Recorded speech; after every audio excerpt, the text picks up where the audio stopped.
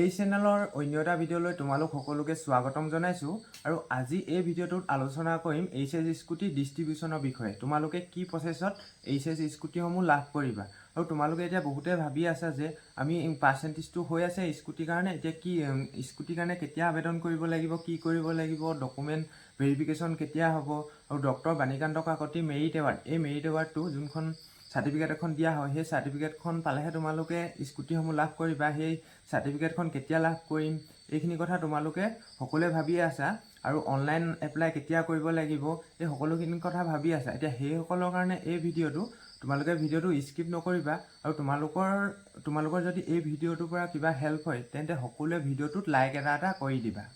Distribution process point number A, the list of student with 80% and above marks will be collected from Assam State School Education Board.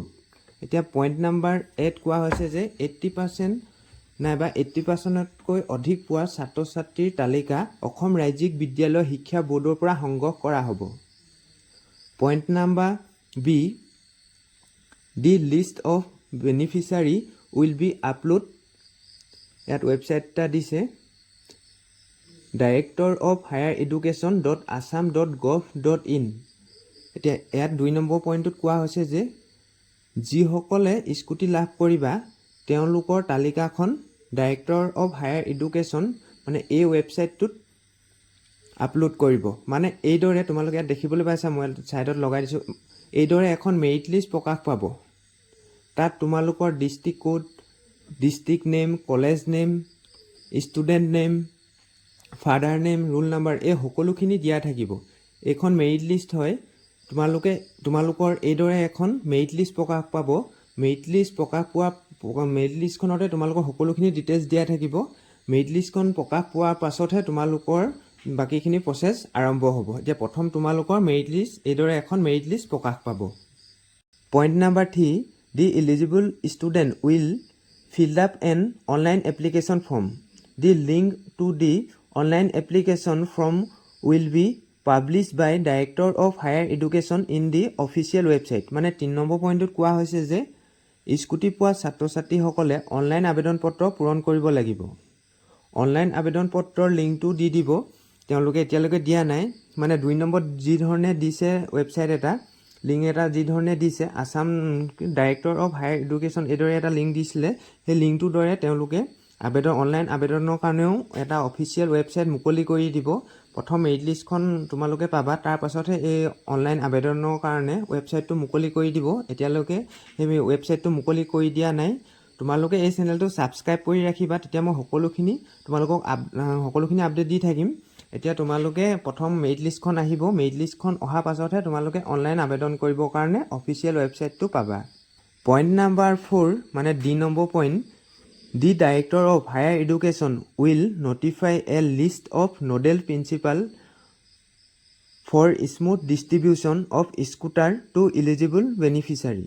মানে 4 number পইণ্টত কোৱা হৈছে বিতৰণৰ বাবে উচ্চ শিক্ষা সঞ্চালকে নডেল অধ্যক্ষৰ তালিকা অৱগত কৰিব যোগ্য শিক্ষাৰ্থীক স্কুটি প্ৰদান কৰাৰ। মানে তেওঁলোকে নডেল অধ্যক্ষ এজন নিযুক্তি কৰিব স্কুটি বিতৰণৰ বাবে। Point number 5, the nodal principal will be responsible for collecting the application certificate for DAC। এতিয়া 5 নম্বৰ পইণ্টত কোৱা হৈছে, এতিয়া DAC ফুল ফৰ্ম হৈছে director of higher education. DAC পৰা মানে ডাইৰেক্টৰ অফ হায়াৰ এডুকেশ্যনৰ পৰা প্ৰমাণপত্ৰ সংগ্ৰহৰ দায়িত্ব নডেল প্ৰিন্সিপালসকলে ল'ব। Point number 6, the eligible student will collect appreciation certificate from nodal principal concerned and submit the same to allotted dealer। মানে 6 number পইণ্টত কোৱা হৈছে যে যোগ্য ছাত্ৰ ছাত্ৰীসকলে নডেল প্ৰিন্সিপালৰ পৰা প্ৰমাণপত্ৰ সংগ্ৰহ কৰি ডিলাৰক জমা দিব লাগিব। এতিয়া আহিল প্ৰমাণপত্ৰ মানে কি। তোমালোকে ইয়াত দেখিবলৈ পাইছা এইদৰে এখন চাৰ্টিফিকেট দিয়া হ'ব। এইখনক কোৱা হয় এপ্ৰিচিয়েশ্যন চাৰ্টিফিকেট, যোনখন doctor Banikanta Kakati merit award. এই চাৰ্টিফিকেটখন প্ৰদান কৰা হ'ব তোমালোকক। স্কুটি যেতিয়া দিব, স্কুটি পোৱাৰ আগত তোমালোকক এই চাৰ্টিফিকেটখন প্ৰদান কৰিব, appreciation certificate doctor Banikanta Kakati merit award. এই চাৰ্টিফিকেটখন পোৱাৰ পাছতহে তোমালোকক কি হয় চাৰ্টিফিকেটখন যেতিয়া পাবা তাৰপিছত তোমালোকে এই চাৰ্টিফিকেটখন লৈ ডিলাৰলৈ যাব লাগিব। তোমালোকৰ যোনটো ডিলাৰৰ পৰা স্কুটিসমূহ লাভ কৰিবা সেই ডিলাৰলৈ যাব লাগিব। চাৰ্টিফিকেটখন পোৱাৰ পাছত ডিলাৰলৈ গৈ তোমালোকে ডিলাৰত ডকুমেণ্টসমূহ জমা দিব লাগিব। লগতে এই যোনখন এপ্ৰিচিয়েশ্যন চাৰ্টিফিকেট এই চাৰ্টিফিকেটখন জমা দিব লাগিব। এতিয়া তোমালোকক কি কি ডকুমেণ্ট প্ৰয়োজন হ'ব সেইখিনি মই তোমালোকক নেক্সট ভিডিঅ'ত জনাই দিম। তোমালোকে কমেণ্ট কৰিবা, যদি ডকুমেণ্টখিনি যদি নাজানা তেন্তে তোমালোকে কমেণ্ট কৰিবা। তোমালোকক নেক্সট ভিডিঅ'ত কি কি ডকুমেণ্ট লাগে মই তোমালোকক ভালদৰে বুজাই দিম। এতিয়া আহিল তোমালোকক যোনখন এপ্ৰিচিয়েশ্যন চাৰ্টিফিকেট এই চাৰ্টিফিকেটখন নডেল প্ৰিন্সিপালজনে প্ৰদান কৰিব। তাৰপাছত তোমালোকে সেই যোনটো ডিলাৰত তোমালোকে স্কুটিসমূহ পাবা সেই স্কুটিসমূহ পোৱা ডিলাৰটোলৈ গৈ তোমালোকে ডকুমেণ্টসমূহ ভেৰিফিকেশ্যন কৰিব লাগিব। Point number 7, the government will provide the amount for scooter registration and insurance to the nodal principal after properly verifying the beneficiary details. The nodal principal will release the money to the concerned dealer without delay.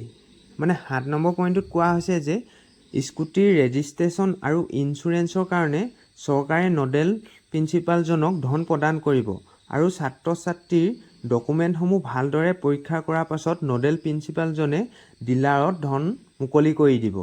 মানে nodal প্ৰিন্সিপালজনক তেওঁলোকে ধনসমূহ দিব চৰকাৰে। তাৰপিছত তোমালোকৰ ডকুমেণ্টসমূহ ভালদৰে পৰীক্ষা কৰাৰ পাছতহে সেই নডেল প্ৰিন্সিপালজনে ডিলাৰক পইচাসমূহ মুকলি কৰি দিব স্কুটিৰ কাৰণে। Point number 8, the student will collect the scooter from the dealer concerned. The student will not pay any money to the dealer of cost of registration and insurance. মানে 8 নম্বৰ পইণ্টত কোৱা হৈছে, যোনটো 8 নম্বৰ পইণ্ট, এই পইণ্টটোত কোৱা হৈছে ছাত্ৰ ছাত্ৰীসকলে ডিলাৰৰ পৰা স্কুটি সংগ্ৰহ কৰিব, কিন্তু ডিলাৰক ৰেজিষ্ট্ৰেশ্যন আৰু ইঞ্চুৰেঞ্চৰ কোনো ধন প্ৰদান কৰিব নালাগে। তোমালোকৰ যেতিয়া স্কুটি আনিবলৈ যাবা তেতিয়া ৰেজিষ্ট্ৰেশ্যন আৰু ইঞ্চুৰেঞ্চৰ কাৰণে চৰকাৰে অলৰেডি ডিলাৰক তেওঁলোকে ধন প্ৰদান কৰি থ'ব। তোমালোকে ইঞ্চুৰেঞ্চ আৰু ৰেজিষ্ট্ৰেশ্যনৰ কাৰণে এটকাও দিব নালাগে। Point number 9, the helmet will be provide free of cost to the beneficiary student along with the scooter. মানে 9 নম্বৰ পইণ্টটোত কোৱা হৈছে যে চৰকাৰৰ ফালৰ পৰা হেলমেট এটা ফ্ৰীকৈ দিয়া হ'ব আৰু যদি তোমালোকে এক্সট্ৰা কিবা পাৰ্ট লগোৱা তেতিয়া সেই পইচাটো নিজে দিব লাগিব, কিন্তু হেলমেট ইঞ্চুৰেঞ্চ ৰেজিষ্ট্ৰেশ্যনৰ কাৰণে ডিলাৰত তোমালোকে এটকাও দিব নালাগে। সেইকেইটা তোমালোকে ফ্ৰীকৈ পাবা। ইঞ্চুৰেঞ্চ ৰেজিষ্ট্ৰেশ্যন আৰু হেলমেট এইকেইটা ফ্ৰীকৈ পাবা। বেলেগ কিবা ছিট কভাৰে হওক বা তোমালোকৰ ছেফ গাৰ্ড হওক বাকীখিনি বস্তু যদি লগোৱা তেতিয়া সেই পইচাটো তোমালোকে ডিলাৰক দিব লাগিব।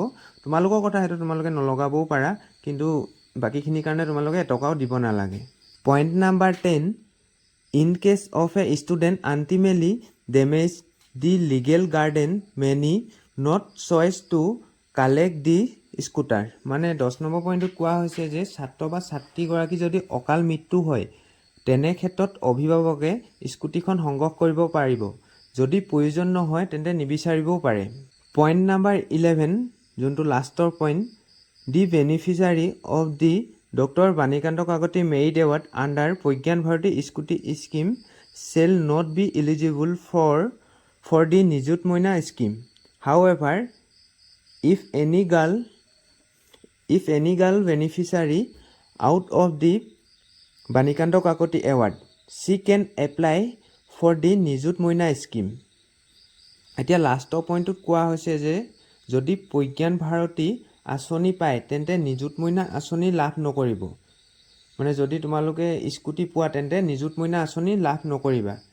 যদি ছাত্ৰীসকলে প্ৰজ্ঞান ভাৰতী স্কিমখন, যোনখন doctor Banikanta Kakati merit award, যদি স্কুটি নোলোৱা তেন্তে নিযুত মইনা আঁচনিৰ কাৰণে আবেদন কৰিব পাৰিব। এতিয়া লাষ্টৰ পইণ্টটোত এইটোৱে কোৱা হৈছে যে তোমালোকক যদি স্কুটি নালাগে তেন্তে নিযুত মইনাৰ কাৰণে আবেদন কৰিব পাৰিব। আৰু যদি তোমালোকে প্ৰজ্ঞান ভাৰতী স্কুটি স্কিমখন যদি পাইছা, স্কুটিখন যদি পাইছা, তেন্তে তোমালোকে নিযুত মইনাৰ কাৰণে এপ্লাই কৰিব নোৱাৰিবা। তোমালোকে এতিয়া গম পালা যে স্কুটিসমূহ কি প্ৰচেছত বিতৰণ কৰিব। যদি কিবা বুজি নাই পোৱা বা কিবা কনফিউজ হৈ আছে স্কুটি ৰিলেটেড, তেন্তে তোমালোকে কমেণ্ট কৰিবা। মই যিমান পাৰোঁ তোমালোকক হেল্প কৰিবলৈ চেষ্টা কৰিম। আৰু এই চেনেলটোত স্কুটি ৰিলেটেড আপডেটসমূহ দিয়া হয়। তোমালোকে যিমান পাৰা এই চেনেলটো শ্বেয়াৰ কৰি দিবা, লগতে তোমালোকে ছাবস্ক্ৰাইব এটা কৰি ৰাখিবা।